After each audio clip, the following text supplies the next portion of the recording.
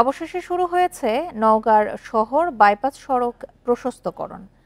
আগামী ডিসেম্বরের মধ্যেই তা চালুর আশা করছে সড়ক ও জনপথ বিভাগ। এতে শহরের প্রধান রাস্তায় কমে আসবে যানবাহনের চাপ, দূর হবে ভোগান্তি। তবে বিশৃঙ্খল ব্যাটারি রিকশাকে কঠোরভাবে নিয়ন্ত্রণের দাবি জানিয়েছে শহরবাসী। এক রাস্তার দুই পাশ কেন্দ্রিক বেশিরভাগ সরকারি বেসরকারি অফিস, আদালত, শিক্ষা প্রতিষ্ঠান ও দোকানপাট নওগাঁ শহরে। প্রধান সড়ক হওয়ায় যানবাহনের চাপও থাকে বেশি। পাশে অপ্রশস্ত বাইপাস সড়কে চলে যানবাহন।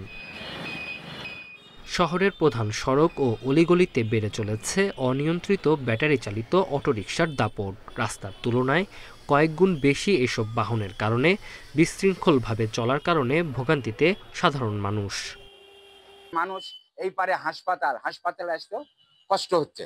আমরা মনে করি বাইপাসটাকে আগে বৃদ্ধি করা হোক। শহরের ব্রিজের মোড়, কাজের মোড় কিন্তু যাওয়া যায় না, তো সেটার জন্য এটা বিকল্প হিসাবে বাইপাস যে সড়কটা নির্মাণ করা হয়েছে সেটা প্রশস্তকরণ করা দরকার। শহরের প্রধান সড়কে দুর্ভোগ কমাতে বাইপাস সড়কটি প্রশস্তকরণের দাবি জানিয়ে আসছিল শহরবাসী। দীর্ঘদিন পর সেই দাবি বাস্তবায়ন শুরু হওয়ায় খুশি তারা। এই প্রশস্ত হলে রাস্তাতে দুর্ঘটনা কমবে, যানজট শহরের মধ্যে কমবে, এতে ভালো হবে আমাদের জন্য। শহরের যানজট কমে যাবে, আমাদের এই দুর্ঘটনা, অ্যাক্সিডেন্ট এই জিনিসটা কমে যাবে, আবার আমাদের চলাফেরাও ভালো হবে।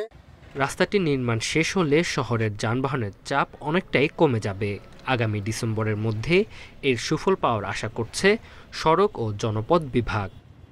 সড়কটি 18 ফুট থেকে 34 ফুট উন্নত করব, যাতে সড়কটা অনেক বড় প্রশস্ত হয়ে যাবে এবং যেসব যানবাহন বাইপাসে যেতে ভয় পেত তারা এখন বাইপাস ইজিলি মুভমেন্ট করবে এবং শহরের চাপটা অনেক কমে যাবে।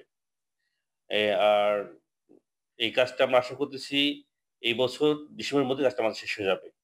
8 কিলোমিটার দৈর্ঘ্য এবং 34 ফুট প্রশস্ত বাইপাস রাস্তাটি নির্মাণে ব্যয় হচ্ছে 31 কোটি টাকা। Independent news.